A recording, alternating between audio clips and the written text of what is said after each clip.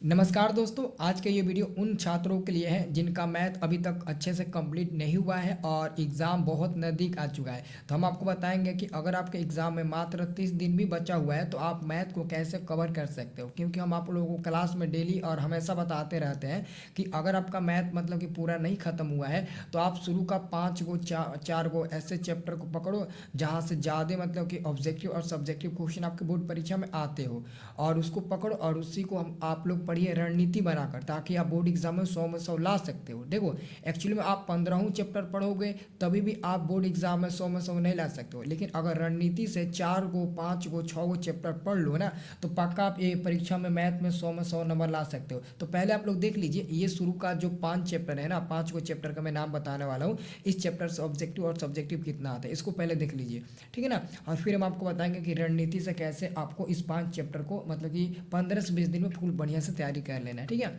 तो सबसे पहला नंबर मैं आपको बताऊंगा त्रिकोणमिति के बारे में। आपको पता नहीं चाहिए दोस्तों, मैं अगर इसके पिछले साल की बताऊं तो इसके पिछले साल 28 को त्रिकोणमिति से ऑब्जेक्टिव पूछा था, यानी कि सब जोड़ मैं जोड़ कर बताऊं तो 47 नंबर का, यानी कि 47 यानी कि 45 नंबर का आपका ऑब्जेक्टिव सब्जेक्टिव पूछा था, यानी कि एक चैप्टर पूरे 100 मार्क्स में आधा ही नंबर ले लेता है, ठीक है ना।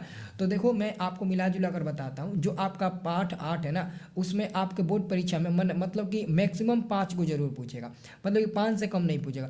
5 से 7 गो आपका लघुत्तरीय जो 2 अंक वाला प्रश्न होता है ना वो पूछे जाते हैं, और वो आपका हो जाएगा कितना, 10 से 14 अंक हो गया। तो मानते हैं कि 5 से 7, 6 7 नहीं पूछेगा, 6 गो 7 नहीं, 7 गो नहीं पूछेगा, तो कम से कम 5 गो पूछेगा, और 5 गो ऐसा पूछेगा जिससे कि आप सब बना देंगे, तो 10 नंबर यहाँ से आप ले लेंगे। यानी कि ये आपका सब्जेक्टिव के लिए थोड़ा लंबा है, ये आपको ज़्यादा नंबर देगा। और इसके में अगर इसके दीर्घ उत्तरीय क्वेश्चन की बात करूँ, जो 5 नंबर वाला क्वेश्चन है वो आपको 2 गो मिलेंगे।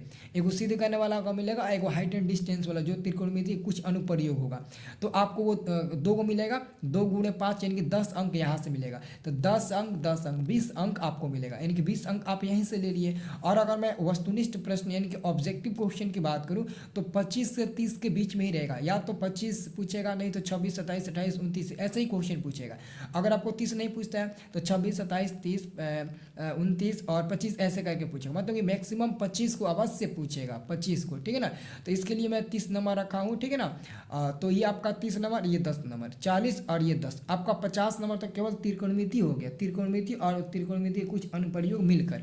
तो आप बताइए, अगर आप एक चैप्टर को बेहतरीन से तैयारी करते हैं तो एक ही चैप्टर से आप बोर्ड परीक्षा में पास हो जाएंगे, लेकिन आपको पास नहीं, आपको 100 में 100 स्कोर करना है। कितना, 100 में 100 स्कोर करना है। तो देखिए, आप रणनीति बनाइए, पकड़िए, इसको कॉपी में लिख लेना, ठीक है ना, और उसके बाद से पढ़ाई करना। अगला आपका महत्वपूर्ण चैप्टर है जो काफ़ी ईजी चैप्टर है, आपका पार्ट 2 है बहुपद। बहुपद जो पार्ट है ना वो बहुत ईजी पार्ट है, और इसमें से हर साल 3 गो 2 नंबर यह पूछता है। तो 6 नंबर तो ये आपका फिक्स हो गया, 3 गो 2 नंबर ये पूछेगा, यही पूछेगा। द्विघात बहुपद निकालना है, शून्यकों का जोगफल गुणनफल, यही तो निकालने के लिए क्वेश्चन पूछेगा। तो आप आराम से मतलब कि ना 6 नंबर यहाँ से प्राप्त कर सकते हैं। लेकिन इसका जो ऑब्जेक्टिव क्वेश्चन है ना वो आपको 10 नंबर का आएगा। ऑब्जेक्टिव क्वेश्चन 10 नंबर का आता है, एकदम फिक्स है दोस्तों कि 10 नंबर का ऑब्जेक्टिव आएगा।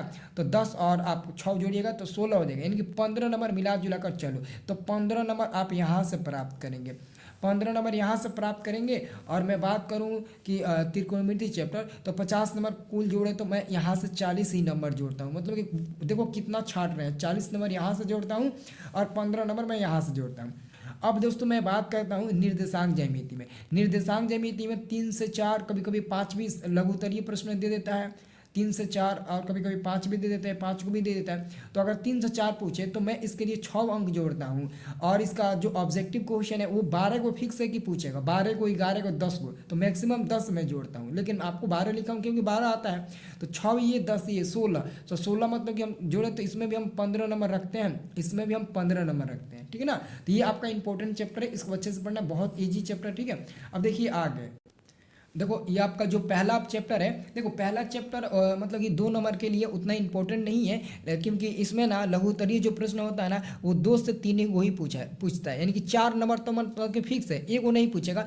एक को तो ऐसे ही यूक्लिड विभाजन एल्गोरिथम का प्रयोग करके पूछेगा, एक को P/Q के रूप में पूछेगा, शांत अशांत वाला, नहीं तो वो नहीं पूछेगा, तो कोई ना कोई दे देगा रूट में सीधे करने के लिए। मतलब कि 2 से 3 फिक्स है, मतलब कि ये हमारे लिए 6 फिक्स है, एकदम 6 नंबर का ही पक्का आएगा, 2 से 3 यानी कि 6 नंबर पक्का आएगा। और यहाँ से भी 10 नंबर का आपका ऑब्जेक्टिव आता है। परिमेय, अपरिमेय, शांत, अशांत, अभाज्य संख्या कौन होगा, मस लस सब इसी में आ जाएगा, सब इसी मतलब कि 10 नंबर ये हमको कोई नहीं चिनेगा। लस मस तो आपको आता होगा, एचसीएफ तो आपको आता ही होगा, ठीक है। अभाज्य संख्या आता ही होगा, फैक्टर आता ही होगा, और उसमें क्या है, शांत अशांत पहचाने आता ही होगा, परिमेय अपरिमेय पहचाना आपको आता ही होगा। तो 15 नंबर इन दोनों में से अगर जोड़े तो 15 नंबर यहाँ से भी आपको मिल जाएगा। और मैं बात करूँ दोस्तों जो आपका एपी पार्ट है, एपी पार्ट में भी 3 से 4 सब्जेक्टिव आता है लघुत्तरीय, और यहाँ पर मैं 3 ही नंबर रख रहा हूँ, ठीक है ना, यहाँ पर मैं 3 नंबर रख रहा हूँ, ठीक है ना। तो 3 नंबर की मैं बात करूँ ना तो 3 दूना 6 और 10 नंबर इसमें भी आपको मिल जाता है, क्योंकि कोटि निकालना है, भुज निकालना है, एक अक्ष निर्देशांक क्या होता है, एक वाई अक्ष का समीकरण, एक अक्ष का समीकरण, मध्य बिंदु का नियामक, दूरी सूत्र, विभाजन सूत्र, सब इसी में आ जाता है। तो यहाँ पर भी 10 नंबर, यानी कि यहाँ से भी आप 15 नंबर आसानी से ले लेंगे। अब दोस्तों मैं 5 नंबर वाला क्वेश्चन की बात करूँ तो त्रिकोणमिति से 2 गो आप 5 नंबर वाला ले लेंगे और एगो ग्राफ बना लेंगे। तो कौ गो हो जाएगा, 3 गो हो जाएगा। एगो ग्राफ बना लेंगे और साथ में एगो रचना हम सिखा देंगे, वो बना लेंगे।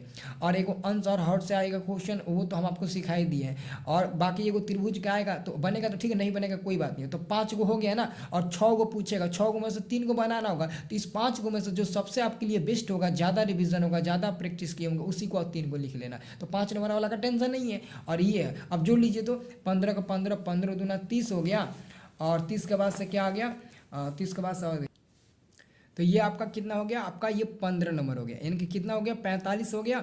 और 45 में ये आप 15 जोड़िएगा तो कितना हो जाएगा, तो आपका कितना हो जाएगा, 60 हो जाएगा। और 60 में आप ये त्रिकोणमिति का 40 जोड़ दीजिए तो पूरा 100 हो गया। पूरा कितना हो गया, 100 हो गया। यानी कि हम चाहे तो मात्र 5 को चैप्टर पढ़कर पूरा हम लोग 100 में 100 नंबर ला सकते हैं।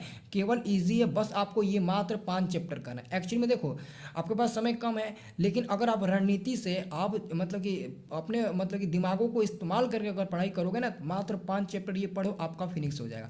और एक और मैं आपको बात बता दूं कि अगर आपको द्विघात समीकरण वाला पार्ट करना है ना, कर लीजिएगा, क्योंकि उसमें 4 से 5 और 5 से कभी 6, मतलब कि रियर केस में इतना ही ऑब्जेक्टिव आता है, 4 से 5 या 5 से 6। लेकिन इसका जो सब्जेक्टिव क्वेश्चन वो इंपॉर्टेंट होता है 4 से 5। अगर मतलब इसके करने के बाद ये भी कर लोगे ना तो अच्छा रहेगा, ये भी कर लेना, क्योंकि इसका सब्जेक्टिव क्वेश्चन ईजी होता है। फैक्टर तोड़ना होता है, मूलों की प्रकृति, विवेचक सब निकालना होता है, तो आप आराम से कर दोगे।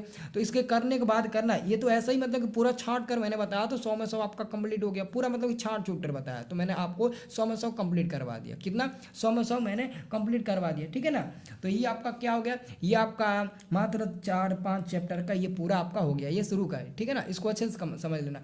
देखो अगर आप लोगों को मतलब कि इसको कितने दिन के अंदर पढ़ना है ये भी मैं आपको बता देता हूँ। चाहो ना तो 5 चैप्टर को 5 से 7 दिन के अंदर कंप्लीट कर दो, ठीक है ना। लेकिन इस पर आपको फोकस करना होगा। देखो आपके लिए मैं रणनीति बनाया हूँ, आप एक काम करिए, सुबह 4 बजे उठिए, 4 से 6 बजे आप पहले दिन किसी चैप्टर को पकड़िए और उसका पहले बेसिक का वीडियो देखिए, फिर फार्मूला का वीडियो देखिए, और उसके बाद से एक वीडियो देख लीजिए आप उसका ऑब्जेक्टिव क्वेश्चन रिवीजन का 20 से 25 मिनट का वीडियो देख लीजिए।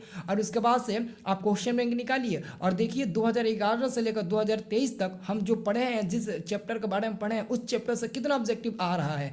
आप पेज पलटते चलिए और जिसका आंसर आप मौखिक बता सकते हैं दिमाग में सॉल्व करके, उसका आंसर पेंसिल टिक लगाते चलिए। जो आंसर नहीं बता पाएंगे उसको आप कॉपी पर हल करते चलिए, फिर टिक लगाते चलिए, कॉपी पर हल करिए, फिर टिक लगाते चलिए। अगर ऐसा करेंगे ना आपका मैथ सुधर जाएगा। मैं बहुतों का मैथ सुधार चुका हूं, तो आपको मैं क्यों नहीं सुधार सकता हूं। बस ये रूल फॉलो करो, ये मात्र 30 दिन के अंदर आप फुल मतलब कि जबरदस्त तरीके से तैयारी कर सकते हो, और वो भी आप 100 में 100 के लिए तैयारी कर सकते हो। और ये 5 चैप्टर है, ठीक है ना। इसके बाद दोस्तों काफ़ी लड़के संस्कृत में टेंशन ले रहे हैं, संस्कृत में बहुत लड़के डर रहे हैं कि सर जी संस्कृत का हम लोगों का क्या हाल होगा। तो बाबू संस्कृत पर भी एक रणनीति का वीडियो बताऊंगा, जिसमें आप रणनीति का प्लान बनाओगे ना तो आप निकल जाओगे संस्कृत में। संस्कृत में भी 95 प्लस 90 प्लस स्कोर कर दोगे। तो कितने लोगों को वो वाला वीडियो चाहिए संस्कृत वाला, आप लोग कमेंट करके बताओगे तो मैं दूंगा।